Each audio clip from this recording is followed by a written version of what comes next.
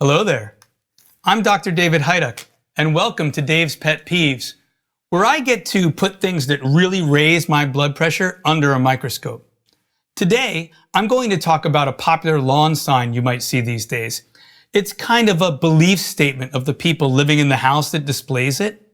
It begins, "In this house we believe," and then it offers a list of tautologies, that is, statements that say the same thing in two different ways or are self-evidently true and not even arguable. One of the statements on this sign is, "Science is real."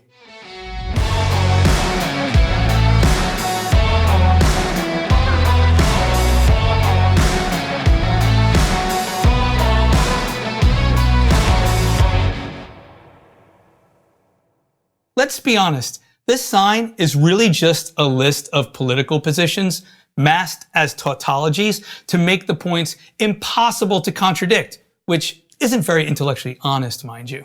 As for the "science is real" statement, this is a not so hidden criticism of anyone who might dare to ask a question about what is put forth as the prevailing scientific opinion. The questions themselves are never really addressed, of course, just dismissed. And the people who ask them are really being depicted as religious fanatics, unthinking simpletons, flat earthers, if you will. As an aside, one of the other tautologies listed on this sign is "women's rights are human rights." This is a no-duh, of course, until you realize that women's rights is code language for abortion rights. And for the record, I would argue that science is pretty clear about the humanity of the unborn child, so much for science being real. What is science anyway? Science is a discipline that deduces unknown truths from known truths and certain principles by means of correct conclusions, that is, logical arguments, in order to form a body of knowledge. The word science comes from the Latin word scientia, which simply means knowledge. So any discipline that reasons from known truths or true principles in a logical way to draw correct conclusions is technically a science. In the Middle Ages, the term science referred to theology, for example. However, around the Enlightenment, the word science became associated almost exclusively with the physical sciences, also known as hard sciences, like biology and physics. Then, the term science began to include the social sciences, also known as soft sciences, like psychology or sociology. What most people do not understand is that the presuppositions that are held today are really philosophical.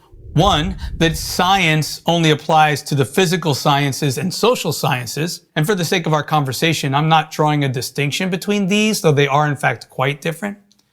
Two, that only science can lead to true knowledge and to what is real.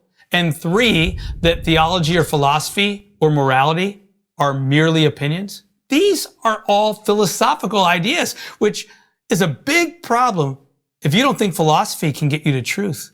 Today, people consider that something can only be designated as true knowledge or real if you can empirically verify it. That is, if you can place it under a microscope or produce physical evidence. This is actually, though, a philosophical claim, and a ridiculous one at that, because the very premise is self-contradictory. You cannot empirically verify the claim that only empirically verifiable knowledge is true knowledge. Another pesky fact is that most human knowledge actually isn't this kind of knowledge. John Paul II stated that human beings are the ones who seek truth, but who live by faith. Most of what we say we know, we actually believe. Think about it. Have you personally empirically verified everything you say you know? Did you do all the experiments to verify every claim in your biology textbook? Did you question the expertise of your college chemistry professor, or even whether he or she ever studied chemistry?